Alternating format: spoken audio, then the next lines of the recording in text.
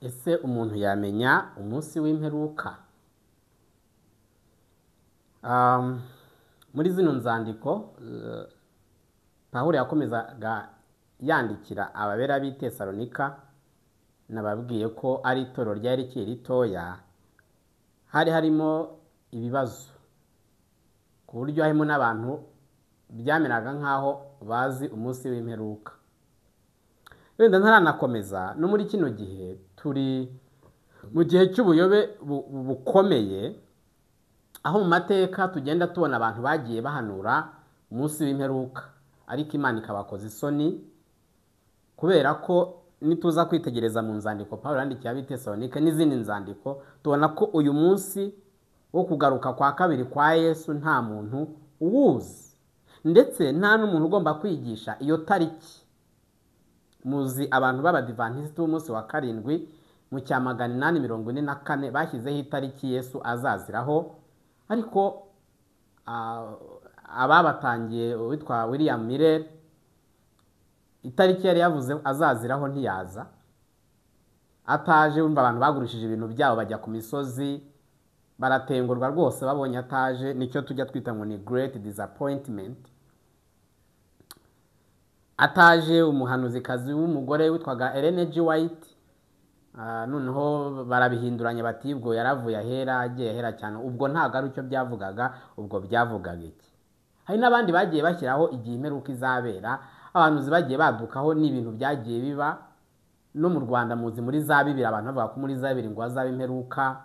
Buri gihe abantu bafite ubuhanuzi bw'iterabwoba, bw'iteshamutwe, buvuga yuko umunsi busetinga igihe cy'umunsi w'imperuka. Ese nk'abizera, Pawulo yandikiye ab'i Tesalonika yabandikiraga abereka yuko umunsi wo kuza k'umwami ari umunsi w'ihumure ku bizera, ntabwo ari ibibatera ubwoba.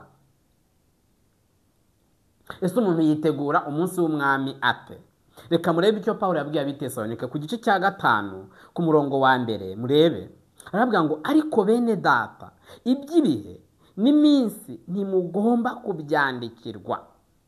Yababwiraga yuko ibyerekeranye n'ibihe Yesu azaziramo ndetse n'iminsi Yesu azaziramo batagomba kubyandikirwa. Ntibakeneye ubabwira ngo asetinge date, asetinge ngo ni kuri uyu munsi, kuri iyi tariki, ngo ni kuri iki gihe. Mujya mubona ibintu by'iterabwoba abantu bakaba babikoze, aribyo njya ndeba ngo noneho ngo inka ngo yatungutse ngo mu mujyi, ngo buriya bivuze iki? Ngo ikirere ngo cyagenze, ngo amafi ngo yapfuye. Ibyo bimenyetso uko byagenda kose, ibimenyetso byose bizaza, ibimenyetso byose byo kugaruka kwa Yesu ntabwo bigomba kugeza umuntu aho ashaka kumenya iby'ibihe n'iminsi Yesu azagarukiramo. N'intego yo kwiga inyigisho zo kugaruka kwa kabiri kwa Yesu ntabwo intego yayo ari ukuvumbura ngo abantu bamenye itariki Yesu azaziraho, bamenye itariki imperuka izaberaho. Oya, Pawulo rero yababwiye ngo bene data, mwumve, abantu batagomba kwandikira ibyi ni bene data, n'abizeye. Abizeye ntabwo bagomba guhangayikishwa n'iby'ibihe n'iminsi. Nimubona hari umwe muri bene data wadutseho bitewe n'ubwenge bwinshi yize, haba mu iseminari, haba mu buvumbuzi runaka, akababwira ko inyigisho ye iri kugwa ku munsi Yesu azaza, cyangwa akanapredikitinga umwaka, akabereka umwaka azaziraho, muzamenye yuko ibyo ngibyo ari ikinyoma. Kuko n'ab'i Tesalonika Pawulo yabahumurije ababwira ngo, ni nk'ari kubabwira ngo nimuhumure. Wenda bari bagize ngo ari babwire itariki, ari babwire ibihe, ari babwire umunsi, ariko arabwira ati nimuhumure, ibi ngibi no mu nzandiko ndi kubandikira, ibi ngibi ntabwo mugomba kubyandikirwa.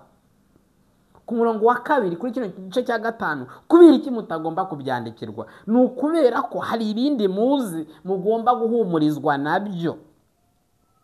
Mbere na mbere hari ubumenyi rusange ku bantu bizera. Ku murongo wa 2 ngo kuko ubwanyu muzi neza yuko umunsi w'umwami wacu uzaza nk'umujura, nk'uko umujura aza nijoro. Umunsi w'umwami wacu uzaza nk'uko umujura aza nijoro. Ibi ni ibintu bari bazi, mu nyigisho, reka mbabwire, mu nyigisho z'ibyerekeranye no kugaruka kwa Yesu cyangwa se eschatological doctrine teachings, umukirisitu wese uri mwene data, umuntu wese wakijijwe, umuntu wese wabyawe bwa kabiri, umuntu wese ufite ibyiringiro by'ubugingo buhoraho, hari ikintu cy'ingenzi kiri rusange agomba kumenya, nuko umunsi w'umwami wacu uzaza nk'uko umujura aza nijoro. Mu yandi magambo, uzaba utunguranye, nta muntu uzaba ubizi. No mu banyabwenge nta muntu uzaba uzi iyo tariki, nta muntu uzaba uzi uwo munsi, nta muntu uzaba uzi uwo mwaka.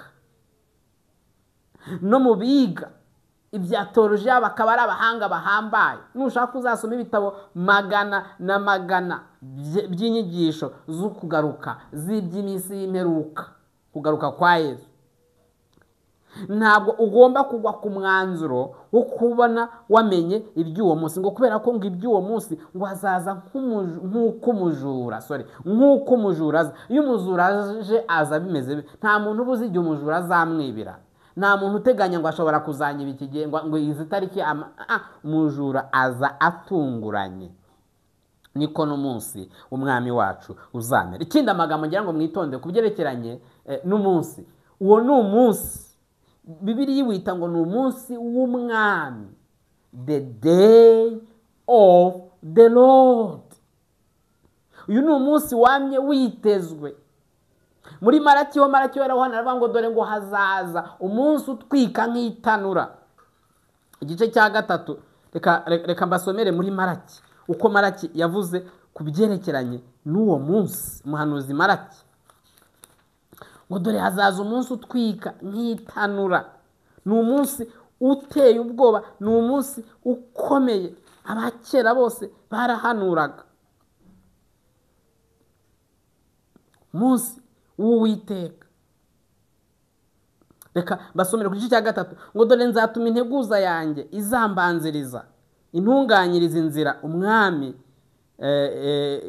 intunganirize inzira umwami mushaka azaduka mu rusengero rwe, kandi intumwa y'isezerano mwishimana dore iraje, niko Uwiteka Nyiringabo avuga. Ninde uzabasha kwihangana ku munsi wo kuza kwe? Murongo wa 2.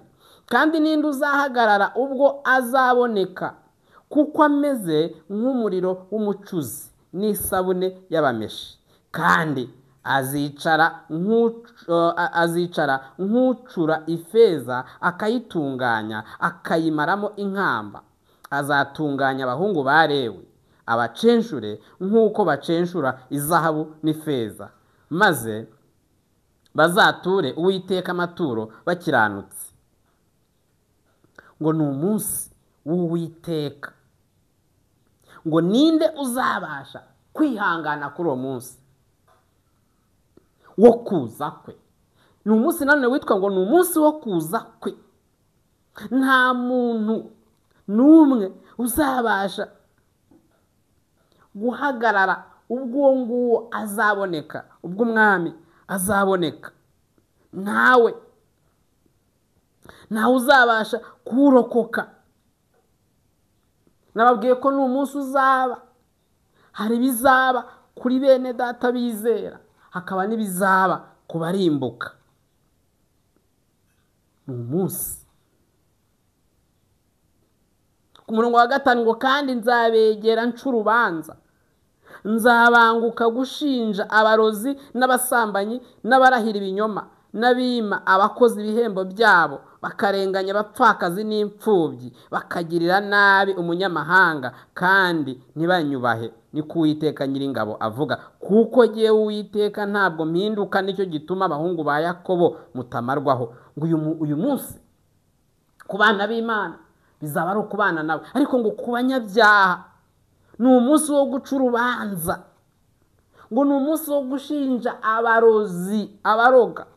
Ni umunsi wo gushinja abasambanyi, abarahira ibinyoma, abima abakozi ibihembo, abanyereza imitungo itari iyabo, abikubira, abarenganya abapfakazi, abarenganya abadafite shinge na rugero, abagirira nabi umunyamahanga ndetse n'abandi. ngo ni umunsi w'Uwiteka, ni umunsi azaza. uzarokoka ute ubwo azaba aje? ni iki kizagukiza? uwo munsi uzaba uteye ubwoba. ku murongo 3:19 murebeho uko avuga ngo dore hazaba umunsi utwika nk'itanura ry'umuriro, abibone bose n'inkozi z'ibibi zose bazaba ibishingwe. uyu munsi nanone uvuga ko ni umunsi uzaba utwika nk'itanura ry'umuriro.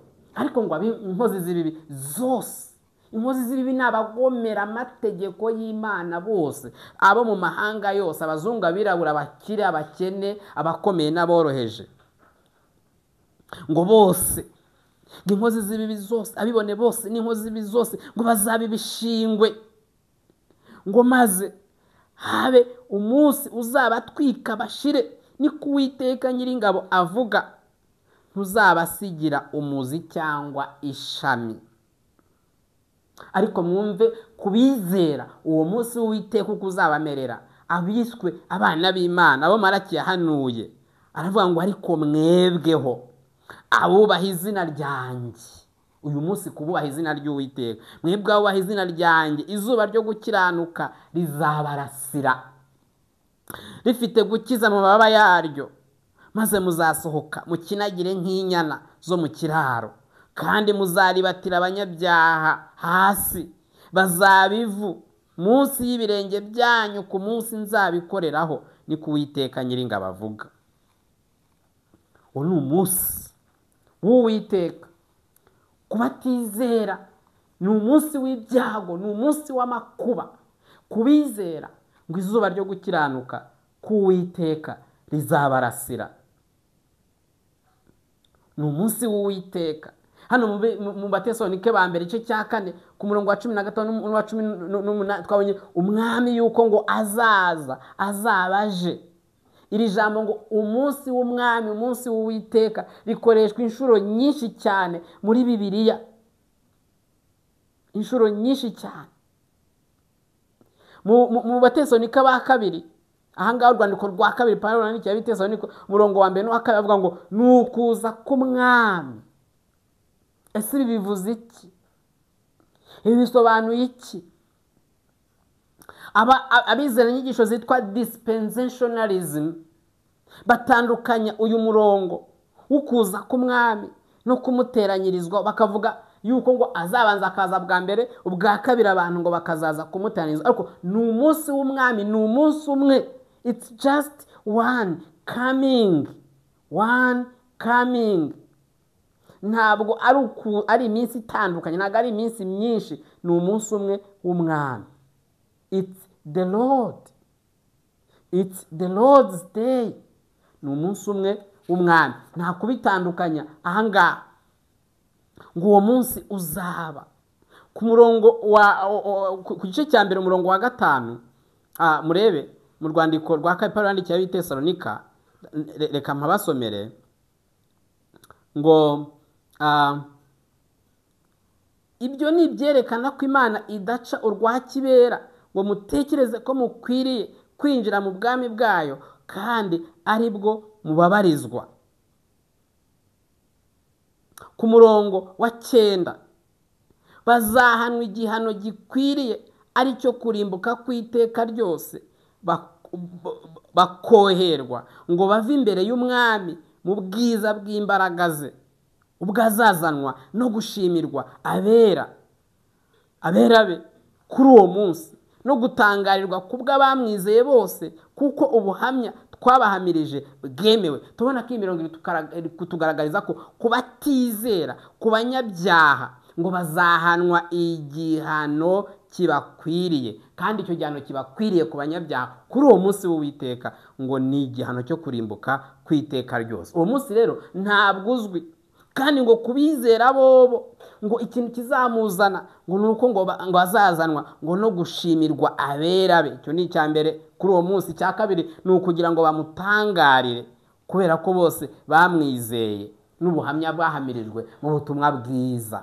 uwo munsi rero ntabwo uzwi. Pawulo yanditse ngo uwo munsi ntimukwiriye kuwandikirwa, ngo kubera ko ikintu mugomba kumenya ni uko uwo munsi uzaba nk'uko umujura aza.